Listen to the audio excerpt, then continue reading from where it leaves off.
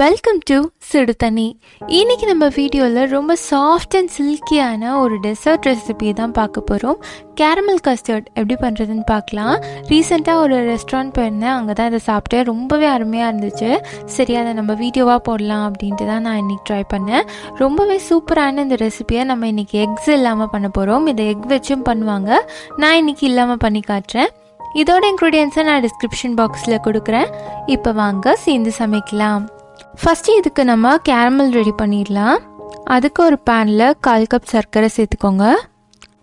இனிஷியலாக இதில் தண்ணி சேர்க்க வேண்டாம். இதை ஃபுல்லாக நம்ம மெல்ட் பண்ண போகிறோம். இது ஃபுல்லாக மெல்ட் ஆகி ஹனி ப்ரௌன் கலரில் வரும். அப்படி வந்ததுக்கப்புறமா இதில் கொஞ்சமாக தண்ணி சேர்த்துக்கோங்க. சேர்த்துட்டு நல்லா மிக்ஸ் பண்ணி விட்டுக்கோங்க. இந்த மாதிரி தண்ணி சேர்த்திங்கன்னா உங்களுக்கு அதோட டெக்ஸ்சர் கரெக்டாக வரும். தண்ணி சேர்க்காம இதை பண்ணும்போது நம்ம வேக வைக்கும் போது அது கரிஞ்சிடும். அதனால் கொஞ்சமாக தண்ணி கடைசியாக சேர்த்துக்கோங்க. இப்போ இதை ஒரு பவுலில் இல்லாட்டி வெசலில் ஊற்றிக்கோங்க. என்ன ஷேப்பில் வேணுமோ அந்த ஷேப் வெசலில் ஊற்றிக்கோங்க. இனிஷியலாக இதை பண்ணி ரெடியாக வச்சுருங்க. பாட்டம் ஃபுல்லாக நான் ஸ்ப்ரெட் பண்ணிக்கிறேன். இப்போ இது ரெடியாக இருக்குது, இது இருக்கட்டும். அடுத்து ஒரு பவுலில் 1/2 கப் பால் சேர்த்துக்கலாம். கூடவே 1/2 கப் கண்டென்ஸ்ட் மில்க் சேர்த்துக்கோங்க. அதோட 1/2 கப் தயிர். நம்ம இன்னைக்கு எக் சேர்க்காதனால தயிர் அதுக்கு பதிலாக சேர்த்துக்கிறோம். 1 டீஸ்பூன் வெண்ணிலா எசன்ஸ் சேர்த்துக்கலாம். 2 டேபிள் ஸ்பூன் கஸ்டர்ட் பவுடர் சேர்த்துக்கோங்க.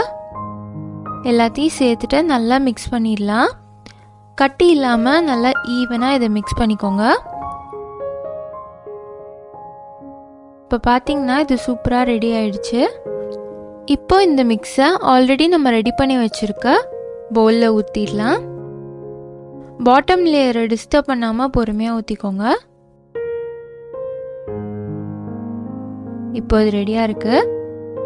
அடுத்து இதை நம்ம வேக வைக்க போகிறோம். அதுக்கு ஒரு கடாய் இல்லாட்டி இட்லி கொப்பரையில் தண்ணி ஃபில் பண்ணி அதில் ஒரு ஸ்டாண்ட் போட்டுருங்க. அந்த ஸ்டாண்ட் மேலே நம்ம ஊற்றி வச்சுருக்க பேட்டரோட வெசலை வைக்கலாம். இதில் தண்ணி சொட்டாமல் இருக்க அலுமினியம் ஃபாயில் இல்லாட்டி ஏதாவது ஒரு பிளேட் போட்டு மூடிடுங்க.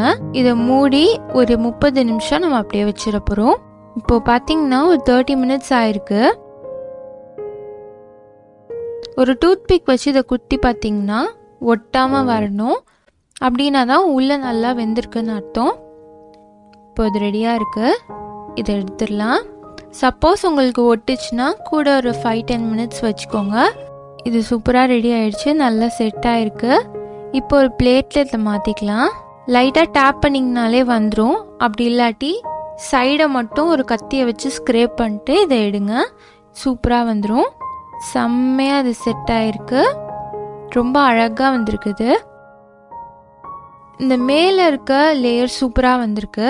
நம்ம கேரமல்ல தண்ணி ஆட் பண்ணனால தான் இது பர்ஃபெக்டாக வந்திருக்கு, இல்லாட்டி இது பேர்ன் ஆகிருக்கும். பாருங்கள், இப்போ நான் கட் பண்ணி காட்டுறேன். எவ்வளோ சாஃப்ட் அண்ட் சில்கியாக இருக்குது பாருங்கள்.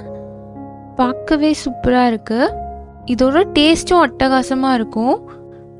ரொம்ப சாஃப்டான ஒரு டெசர்ட், குழந்தைங்களுக்குலாம் ரொம்ப பிடிக்கும். பாருங்கள் எப்படி சில்கியாக இருக்குன்ட்டு. கண்டிப்பாக ஈஸியாக தான் இருந்திருக்கும்.